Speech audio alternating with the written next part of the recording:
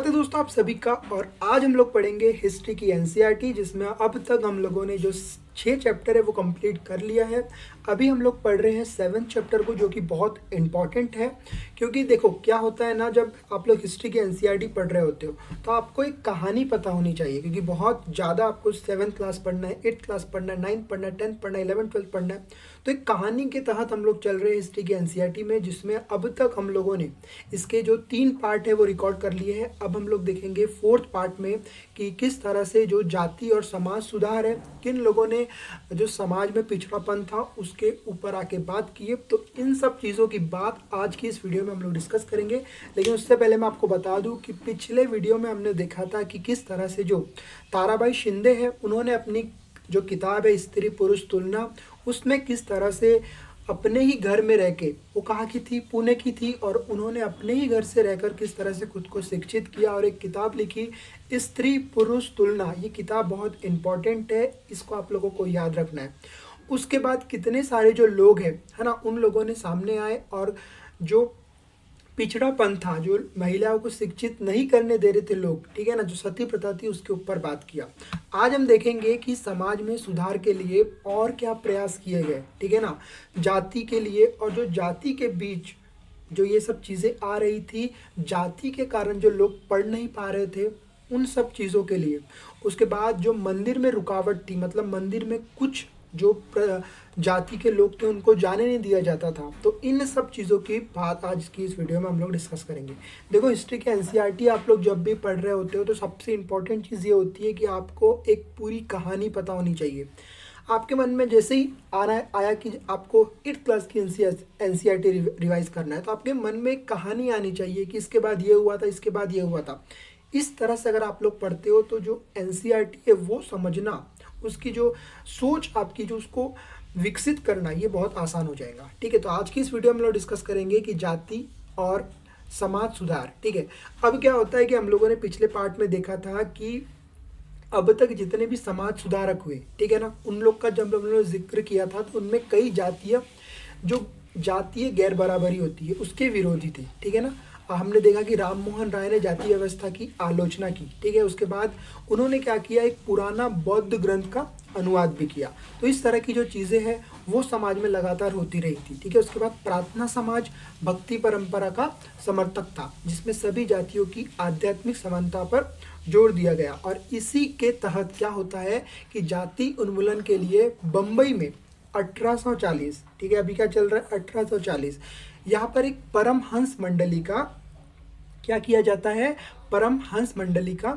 गठन किया जाता है। कब किया जाता है आपको याद रखना है, 1840 में। कहाँ पर किया जाता है, बम्बई में किया जाता है। क्यों किया जाता है, जाति उन्मूलन के लिए किया जाता है। तो ये ऐसी जो चीज़ें हैं, छोटी छोटी चीज़ें, इसको आप लोगों को समझकर चलना है। इन सुधारकों और सुधार संगठनों के सदस्यों में बहुत सारे ऊंची जातियों के लोग थे। ठीक है ना, उसके बाद गुप्त बैठकों में सुधार भोजन इस पर जैसे मामलों में जातीय कायदे का उल्लंघन करते थे। इसका मतलब क्या होता है कि जब इन लोगों की बैठकें होती थी तो वहाँ पर इन सब चीज़ों का बहुत ही ज़्यादा जो ध्यान है वो रखा जाता था। ठीक है, जिससे वे अपने जीवन में जातीय पूर्वाग्रह को बंधनों से निजात पा सके। तो ये सब चीज़ें वहाँ पर घटित हो रही थी। उसके बाद कई लोग ऐसे थे जो जाति आपराधिक समाज व्यवस्था में होने वाले अन्याय के विरुद्ध थे। अब आपको पता है कि कहीं पर भी किसी भी समाज में जब कोई गलत हो रहा होता है तो कुछ लोग सामने आते हैं और चाहते हैं कि वो जो गलत हो रही चीज़ है उसको रोका जाए। तो उस समय भी यही होता था। तो हम देखेंगे कि 19वीं सदी में ईसाई प्रचारक, आदिवासी समुदाय और निचली जातियों के जो बच्चे थे उनको स्कूल जाने नहीं दिया जाता था। ठीक है ना, उन लोगों को स्कूल इसीलिए नहीं जाने दिया जाता था क्योंकि जो उनकी जात है वो छोटी है, निचली जाति के लोग हैं। तो इस तरह के जो भेदभाव है वो समाज में लगातार दिखाई दे रहे थे। ठीक है, इन प्रकार इन बच्चों को बदलती दुनिया में अपना रास्ता ढूंढने के जो साधन है वो मिलने लगे। क्यों, क्योंकि जो लोग थे उन्होंने आगे आया, उनको लगा कि जो निचली जाति है, सिर्फ जाति के कारण किसी को पढ़ाई से रोकना ये बहुत गलत चीज़ है। तो ये सब चीज़ें वहाँ पर आपको दिखाई देने लगेंगी। उस समय बहुत सारे गरीब लोग शहरों से निकल गई, नौकरियों की तलाश में गाँव छोड़कर भी जा रहे थे। देखो, जब शिक्षा एक चीज़ होती है, लेकिन आपको पता है कि आज भी आप लोग देखोगे तो समाज में रहने के लिए केवल शिक्षा से ही नहीं, अगर आप शिक्षित हो इट्स ओके, लेकिन आपको जीवन जीने के लिए रोज़ कि जो जीवन है आपका, उसके खाने के लिए आपको कुछ ना कुछ काम करना पड़ेगा। तो कुछ लोग तो पढ़ाई के लिए उनको रुकावट होती थी, पर कुछ लोग पढ़ाई से अलग जो लोग थे, है ना, उन लोगों ने क्या किए, काम करने के लिए वो नई नई जगह जाने लगे। ठीक है, नए कारखाने और नगर पालिकाओं में नौकरियां निकल रही थी।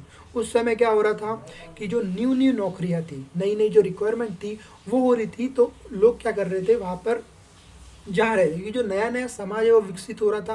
अब आपको पता है कि जब नया नया समाज विकसित होता है तो बहुत सारी चीज़ों की क्या होती है, आवश्यकता होती है। तो उन आवश्यकताओं को पूरी करने के लिए लोग क्या कर रहे थे, मजदूरी कर रहे थे, जो भी उनकी जो काम थी, क्योंकि काम की जो मतलब काम आ रहा था, उस वजह से क्या हो रहे थे, जो लोग हैं वो रोजगार उनको मिलता जा रहा था, और रोजगार के लिए लोग एक जगह से दूसरी जगह लगातार जा रहे थे। क्योंकि आपको पता है कि उस समय नई सड़कें बन रही थी, है ना, नई इमारतें बन रही थी। तो इन सब चीज़ों के लिए क्या होता है, ये सब निर्माण के लिए क्या होता है, लोगों की आवश्यकता होती है। तो लोग धीरे धीरे धीरे धीरे घर से निकल रहे थे और अपने काम के लिए शहर की ओर जा रहे थे। क्योंकि आपको पता है कि इस समय एक ही काम नहीं आ रहा था, बहुत सारे काम आ रहे थे, जैसे कि ईंटें बनाने वालों की, ठीक है ना, नालियाँ साफ करने वालों की, सफाई कर्मियों की, पालकी ढोने वालों की, रिक्शा खींचने वालों की। तो इन सब चीज़ों की आवश्यकता थी। तो इन सब चीज़ों के लिए लोग क्या कर रहे थे, एक जगह से दूसरी जगह काम के लिए जा रहे थे। आज भी आप देखोगे कि जो लोग हैं वो काम के लिए एक जगह से दूसरी जगह जाते हैं। ठीक है, ये श्रम कहाँ से आया, इन कामों को संभालने के लिए गाँव और छोटे कस्बों के गरीब शहरों की तरफ लोग, जहाँ मजदूरी की जो मांग थी वो पैदा होने लगी।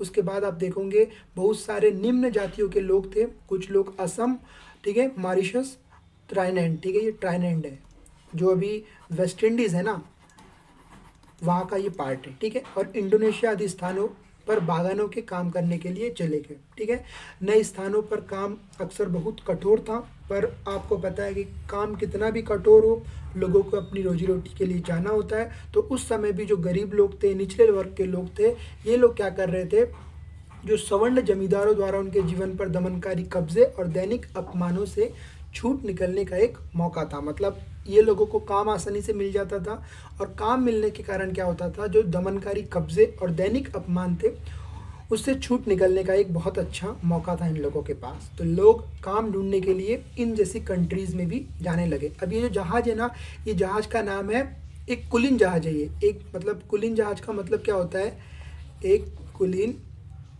जहाज।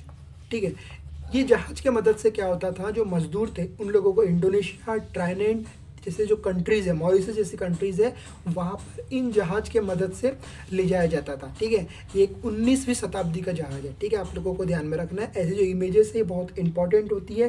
कभी कभी क्या होता है परीक्षाओं में कि इमेजेस से भी क्वेश्चंस पूछे जाते हैं, तो आप लोगों को ये ध्यान में रखना है। ठीक है, तो ये जो जहाज है इसका नाम क्या है, जॉन एलन। जॉन एलन नामक इस कुली जहाज के द्वारा भारतीय मजदूरों को कहाँ ले जाया जा रहा है, मॉरिशस ले जाया जा रहा है, जहाँ पे क्या हो रहा है कि जो बहुत कठोर काम करने हैं, उन कामों के लिए जो मजदूर है उनकी नीड है। तो उन कामों के लिए जो भारत से मजदूर है, जो निचली जाति के लोग हैं, उनको लगातार ले जाया जा रहा है। ठीक है, तो आप लोग को ये ध्यान में रखना है। अब देखो, ये सब चीज़ें तो चल रही है ना, लोगों को खाने के लिए एक जगह से दूसरी जगह जाना पड़ रहा है। लेकिन इसके ही साथ क्या हो रहा है कि जो अलग है, मतलब क्या बोलेंगे हम लोग कि जो विश्व युद्ध है वो भी चल रहा है लगातार। तो विश्व युद्ध जब चल रहा है, या किसी भी देश में जो आर्मी है, वहाँ पर क्या हो रहा है कि जो जूते हैं उनकी मांग बढ़ रही है। क्योंकि अब जूते जब तक उन लोग पहनेंगे नहीं तो सीमाओं में कैसे जाएंगे, है ना। जब तक युद्ध में वो लोग जूते नहीं पहनेंगे तो कैसे वो युद्ध में जाएंगे। तो इन सब चीज़ों के लिए क्या हो रहा है, जो लोग जूते बना रहे, और आप लोग देखोगे उस समय में जो जूतों के व्यापारी थे उन लोगों ने बहुत पैसा कमाया, क्योंकि वहाँ पर मांग ज़्यादा थी। और जब मांग ज़्यादा होती है किसी भी चीज़ की, तो क्या होता है कि जो उसका उत्पादन है वो भी ज़्यादा करना होता है। तो जो चमड़े के काम करने वाले परंपरागत क्या होते थे, इन लोगों को लोग नीची नज़रों से देखा करते थे। क्योंकि मृत पशु का जो लोग, मतलब जो पशु होते थे, जब वो मर जाते थे उनका चमड़े से ये लोग जूते बनाते थे। ठीक है ना, तो उनके चमड़ों को निकालना, ठीक है ना, और ये सब जो चीज़ें होती, जितनी प्रोसेस होती थी, ये क्या होती थी, एक गंदी प्रोसेस होती थी, एक दूषित प्रोसेस होती थी। तो लोग क्या करते थे, इन लोगों को बुरी नज़रों से देखा करते थे। पहले विश्व युद्ध के दौरान सेना के लिए जूतों का ज़बरदस्त जो मांग है वो बढ़ गई। और मांग के कारण क्या होता है कि ये जो जूते बनाने वाले लोग हैं, लगभग ये जो इमेज है ये 19वीं शताब्दी की है। कहाँ की है? आंध्र प्रदेश की है। तो इन लोगों की जो मांग है वो बढ़ गई और केवल परंपरागत जो चमड़ा है, कामगार और मोची के जूते जो तैयार है, वो क्या करते थे, जितने भी जो जूते होते थे वो मोची लोग तैयार करते थे। तो उनकी मांग बढ़ गई और आप देखोगे कि वे ज़्यादा कीमत की जो मांग है उनको उस समय बहुत ज़्यादा लाभ हुआ। तो इस तरह की जो चीज़ें हैं वो समाज में हो रही थी। और जो निचले वर्ग के लोग थे उनका योगदान कितना था, तभी भी आप लोग देखोगे इतना योगदान देने के बाद भी जो बड़ी जातियों के लोग थे उन लोग इन लोगों को बहुत गलत नज़रों से देखते थे। तो आप समझ सकते हो कि एक पूरे समाज में किस तरह से लोगों की मांग भी है पर लोग उन लोगों को किस तरह से ट्रीट भी कर रहे हैं। तो इस तरह की जो चीज़ें हैं, इन चीज़ों को देखकर बहुत से लोग ऊपर आते हैं, आगे आते हैं। और आगे आने के बाद क्या होता है, लोग आंदोलन करते हैं कि इन लोगों को क्यों ना शिक्षा हो या किसी भी क्षेत्र हो, इन लोगों के साथ गलत नहीं होना चाहिए। और आप लोग देखोगे कि जो बड़े बड़े आंदोलन हैं वो रूप ले लेते हैं। ठीक है, उसके बाद हम लोग देखेंगे ये जो इमेज है इसको एक बार हम लोग समझ लेते हैं। ये आंध्र प्रदेश में मदिगा, ठीक है, मदिगा करके एक मदिगा, ठीक है, मदिगा करके एक जाति है। ठीक है, अभी भी ये रहती है। मदिगा करके एक जाति है, एक महत्वपूर्ण अछूत जाति रही है। ठीक है, कहाँ पर? आंध्र प्रदेश में। वो पशुओं के शवों को साफ करना, चमड़े तैयार करना, चप्पल जूतियों के सीने के माहिर थे। अब देखो इन लोगों की मांग कितनी है, इन लोगों को लोग पूछ कितना रहे हैं, तो भी समाज में कहीं ना कहीं इन लोगों के साथ जो गलत चीज़ें हैं वो आप लोगों को दिखाई देंगी। ठीक है, इसके अलावा दूसरी तरह की नौकरियां भी सामने आ रही थी। उदाहरण के लिए सेना में जो लोग थे वो लग रहे थे क्योंकि लगातार युद्ध हो रहे थे, लगातार जो सीमाएं हैं वहाँ पर लोगों की ज़रूरत थी। तो जो नई नई नौकरियाँ थी वो भी यहाँ पर आने लगी। ठीक है, अछूत माने जाने वाले महार समुदाय के जो बहुत सारे लोग थे वो महार रेजिमेंट में नौकरी उनको मिल जाती थी। उसके बाद दलित आंदोलन के जो नेता थे, हम जानते हैं इनको, बहुत ही सुप्रसिद्ध BR अम्बेडकर के पिता एक सैनिक स्कूल थी उसमें पढ़ाते थे। आप लोग को याद में रखना है कि जो BR अम्बेडकर के पिताजी थे वो एक सैनिक स्कूल में पढ़ाया करते थे। ये छोटी छोटी चीज़ें हैं वो आप लोगों को आगे चल के जब आप लोग एक उत्तर लिखोगे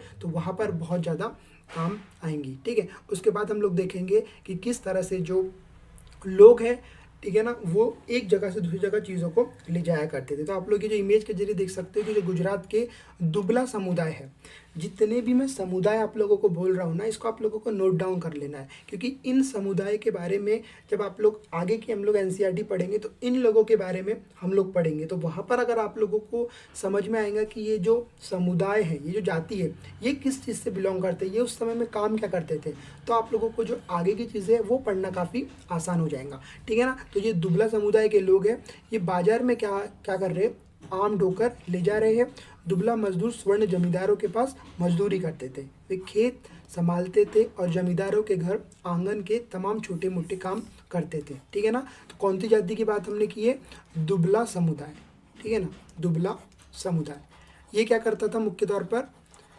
ये खेत संभालते थे, जमींदारों के घर आंगन और तमाम छोटे बड़े जो काम थे वो ये करते थे। उसके बाद बम्बई प्रेसिडेंसी में 1829 में भी अछूतों को सरकारी जो स्कूलें हैं उसमें नहीं घुसना दिया जाता था। और आप लोग देखोगे कि BR अम्बेडकर जो थे उनको किस तरह से कक्षा के बाहर से पढ़ना पड़ता था। और उन लोगों ने उस समय भी बाहर रहकर इतनी पढ़ाई की। और आप लोग आज समझ सकते हो कि आज की जो परिस्थिति है, आपके पास सब कुछ अवेलेबल है तो भी आप लोग नहीं पढ़ रहे हो। तो इसका कुछ ना कुछ मुख्य कारण होगा जो आपको खोजना है। ठीक है ना। तो इस समय जो स्कूल थी उसमें बिल्कुल भी घुसने नहीं दिया जाता था। कब? 1829 में, बम्बई प्रेसिडेंसी। उसके बाद जब उन्होंने इस अधिकार के लिए सख्ती से आवाज़ उठाई तो उन्हें कक्षा से बाहर बरामदे में बैठकर सबक सुनने की इजाज़त दी गई। मतलब लोगों को लगने लगा कि ये गलत हो रहा है, कक्षा में उनको घुसने नहीं दिया जा रहा है। तो लोगों ने क्या किए? एक आंदोलन किए। और आप लोग देखोगे जब लोग आंदोलन करते हैं तो उन लोगों को जो क्लास होती है, मतलब समझ लो ये क्लास है, ठीक है ना, तो क्लास का जो बरामद होता है ना, जो गली होती है जहाँ से अपन लोग क्लास के अंदर एंटर करते हैं, तो वहाँ से उन लोगों को सबक का मतलब क्या होता है? जैसे होमवर्क होता है वही सबक होता है। ठीक है ना। तो सबक सुनने की जो इजाज़त है वो उनको दे दी गई, और ताकि वे कमरे को दूषित न कर सके। अब इस तरह की जो सोच है वो सोच थी। और आप लोग देखोगे कि जो BR अम्बेडकर है वो इस तरह से ही महान बने। उनको ये जो चीज़ें हैं वो बिल्कुल अच्छी नहीं लगी कि हम कैसे, कोई दूषित हो सकता है, कोई कैसे साफ़ हो सकता है। तो इसके वजह से आप देखेंगे और हम लोग देखेंगे कि किस तरह से जो बी आर अम्बेडकर है उन्होंने समाज के लिए क्या किया। और आज भी हम लोग देख सकते हैं कि बी आर अम्बेडकर के उस समय के जो प्रयास है उसके कारण आज क्या स्थिति है। ठीक है, उसके बाद हम लोग देखेंगे समानताएं और न्याय की मांग। तो ये जो भी चीज़ें हो रही थी, इन चीज़ों के कारण अब क्या होता है, समाज में कुछ लोग आगे आते हैं और इन सब चीज़ों को सुधारने की कोशिश करते हैं। तो उन सब चीज़ों को हम लोग अब देखेंगे। 19वीं सदी के दूसरे हिस्से तक जो गैर ब्राह्मण थे, जातियों के भीतर भी लोग जातीय भेदभाव के जो खिलाफ है वो आवाज़ उठाने लगते हैं। ठीक है, उन्होंने सामाजिक समानता और न्याय की मांग करते हुए आंदोलन शुरू कर दिए। जैसे मैंने आपको बताया कि कभी भी समाज में जब चीज़ें गलत हो रही होती है तो कुछ लोग समाज के आगे आते हैं, उनको लगने लगता है कि नहीं, समाज में चीज़ें गलत हो रही है, उसको ठीक करना चाहिए। ठीक है, तो ये जो समानता है, सामाजिक समानता है, इसके लिए बहुत सारे जो लोग थे उन्होंने क्या किए, आंदोलन शुरू कर दिए। उसके बाद मध्य भारत में सतनामी आंदोलन की शुरुआत हुई। ये शुरुआत किसने की, घासीदास ने। ठीक है, आप लोगों को याद रखना है कि जो मध्य भारत में सतनामी आंदोलन की शुरुआत होती है वो किसने किया, घासीदास महाराज ने की। उसके बाद जिन्होंने चमड़े का काम करने वाले संगठित किया और उनकी सामाजिक स्थिति में सुधार के लिए आंदोलन छेड़ दिए। अब क्या होता है, पूर्वी बंगाल, ठीक है, मध्य भारत में हम लोगों ने देखे कि जो घासीदास थे। अब हम लोग देखेंगे कि पूर्वी बंगाल में हरिदास ठाकुर के मतुआ पंथ में चंडाल काश्तकारी के बीच काम किया। हरिदास ने जाति व्यवस्था को सही ठहराने वाले जो ब्राह्मणवादी ग्रंथों पर सवाल उठाए। उसके बाद उन्होंने क्या किए, जिसे आज केरल कहा जाता है, वहाँ एझाव जाति, ठीक है, आपको ये भी याद रखना है, जो एझाव जाति है कि जो नारायण गुरु थे, उन्होंने क्या किए, अपने लोगों के बीच एकता का आदर्श रखा। उन्होंने जातिगत भिन्नता के आधार पर लोगों के बीच जो भेदभाव थे उनका विरोध किया आगे आके। और उन्होंने देखोगे आप लोग कि अनुसारी सारी मानवता को एक ही जाति है, ये कथन उन्होंने कहा। ठीक है, उन्होंने एक और महत्वपूर्ण कथन कहा, ओरु जाति ओरु मतम ओरु दवम मनुष्यानु। इसका मतलब क्या होता है कि जो मानवता की एक जाति है वो एक ही धर्म है, एक ही ईश्वर है। तो इन्होंने जो महत्वपूर्ण कथन कहा है ये भी कथन आपको याद रखना है। इन सभी पंथों की स्थापना ऐसे लोगों ने की जो गैर ब्राह्मण जातियों से थे, उनके बीच काम करते थे। मतलब जो गैर ब्राह्मण थे और उन्हीं के बीच जो काम करते थे, उन लोगों ने आवाज़ उठाई।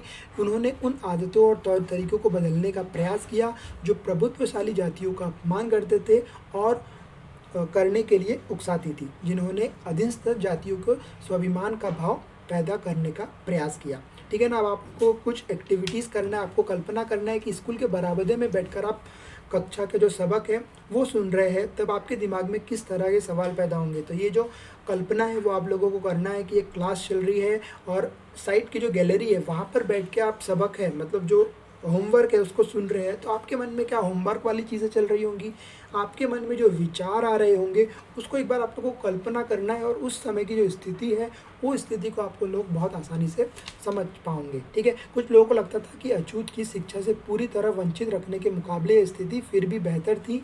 क्या आप इस राय से सहमत हैं? मतलब कुछ लोगों को लगता था कि इन लोगों को शिक्षा से तो दूर नहीं किया जा रहा है। तो आपको क्या लगता है कि शिक्षा से दूर नहीं करने से लेकर गैलरी में पढ़ाई, मतलब गैलरी में बैठकर पढ़ना, ये लोग इस तरह से जो चीज़ें हैं वो दिया करते थे कि हम इन लोगों को शिक्षा से दूर तो नहीं कर रहे हैं, हम इनको पढ़ने का मौका तो दे रहे हैं। तो ये इस तरह की जो सोच है, क्या आपको लगता है कि आप ये सब सोच से सहमत हो? अगर आप लोग हो तो आप लोग कमेंट में ज़रूर बताएं कि ये जो सोच है उसके आप लोग किस तरह से सहमत हो। ठीक है। उसके बाद हम लोग नेक्स्ट वीडियो में इस जो पूरा चैप्टर है इसको एंड करेंगे, क्योंकि हम लोग बहुत ही इंपॉर्टेंट चीज़ के ऊपर बात करने वाले हैं। गुलामगिरी हम लोग देखेंगे। उसके बाद जो गुलामगिरी पुस्तक है और जो ज्योतिराव फुले है उनका योगदान है, ये सब चीज़ों को हम लोग इसके नेक्स्ट वीडियो में डिस्कस करेंगे। जो इसका नेक्स्ट वीडियो है वो इस जो चैप्टर है वो उसका एंड होगा। और जो गैर ब्राह्मण आंदोलन है उनकी जो शुरुआत होती है उनके ऊपर हम लोग बात करेंगे। और जो ब्रह्मो समाज है, उसके बाद जो डेजोरियो बंगाल, पश्चिम बंगाल में क्या होता है, किस तरह जो स्वामी विवेकानंद है वो आगे आते हैं। ठीक है ना। जो सर सैयद अहमद अली हैं वो सामने आते हैं। तो इन सब चीज़ों को हम लोग इसके नेक्स्ट वीडियो में डिस्कस करेंगे और हम लोग देखेंगे किस तरह से जो ये चैप्टर है इसमें हम लोगों ने क्या पढ़ा, पूरा एक क्विक रिवीजन लेंगे और हम लोग देखेंगे जो सिंह सभा आंदोलन हुआ था उसके बारे में हम लोग डिस्कस करेंगे। तो इस वीडियो में इतना ही। अगले वीडियो में हम लोग इस पूरा चैप्टर है उसको एंड करेंगे, बहुत इंपॉर्टेंट होगा क्योंकि हम लोग पूरा जो चैप्टर है उसका पूरा एक बार रिवीजन लेने वाले हैं। तो उस वीडियो को बिल्कुल भी मिस मत करना। अगर आपको वीडियो अच्छा लगता है तो वीडियो को लाइक कर सकते हो, चैनल को सब्सक्राइब कर सकते हो।